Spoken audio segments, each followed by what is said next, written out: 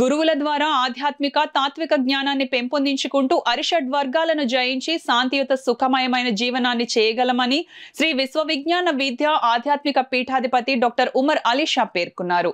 పిఠాపురంలోని పీఠం నూతన ఆశ్రమంలో ఉగాది వేడుకలు చేసి ఆధ్యాత్మిక సభను జరిపారు. మతాతీత ఆధునిక మానవతా దేవాలయంగా ప్రసిద్ధికెక్కిన పిఠాపురం శ్రీ విశ్వవిజ్ఞాన విద్యాధాత్మిక పీఠం నూతన ఆశ్రమంలో క్రోధినామ ఉగాది సందర్భంగా ఆధ్యాత్మిక సభ నిర్వహించారు. భక్తులు అధిక సంఖ్యలో హాజరయ్యారు.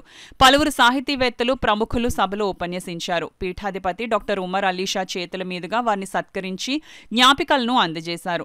అనంతరం పీఠాధిపతి డాక్టర్ ఉమర్ అలీ షా ఆధ్యాత్మిక సభలో ప్రసంగిస్తూ ప్రజలందరికీ ఉగాది శుభాకాంక్షలు తెలియజేశారు. కార్యక్రమంలో పీఠం కన్వీనర్ పేరూరి సూరిబాబు, సభ్యులు అల్లవరపు నగేష్, భాస్కర్, ప్రకాష్ తదితరులు పాల్గొన్నారు. పునరుద్ధరించవలసినటువంటి పరిస్థితి ఎంతో ఉంది. మనం చూస్తున్నాం, ఈనాటి సమాజంలో యుద్ధాల రూపంలో, ఆహార కొరత రూపంలో, నీటి కొరత రూపంలో, పంచభూతాలు సమతుల్యత కోల్పోయి అనేక చోట్ల అనేక రకాలుగా భూకంపాలు ఏర్పడుతున్నాయి. ఇవన్నీ మనం చూస్తున్నటువంటి సమస్యలు. ఆ సమస్యల నుండి మనం పరిష్కరింపబడాలి. ఈ క్రోధినామ సంవత్సరంలో ఒక సవ్యమైనటువంటి ఆధ్యాత్మిక దిశగా మనం ప్రయాణం సాగించాలి అంటే మనందరిలో ఆధ్యాత్మికత అవసరం.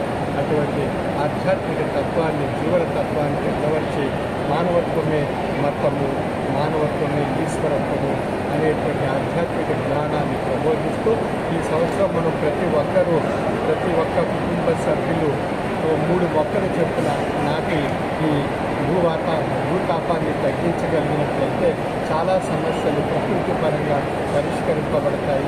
పంచభూతాలు సమతుల్యత పొందేటువంటి అవకాశం కలుగుతుంది. తద్వారా అనేక సమస్యలకి పరిష్కార మార్గము మొక్కలు నాటకం.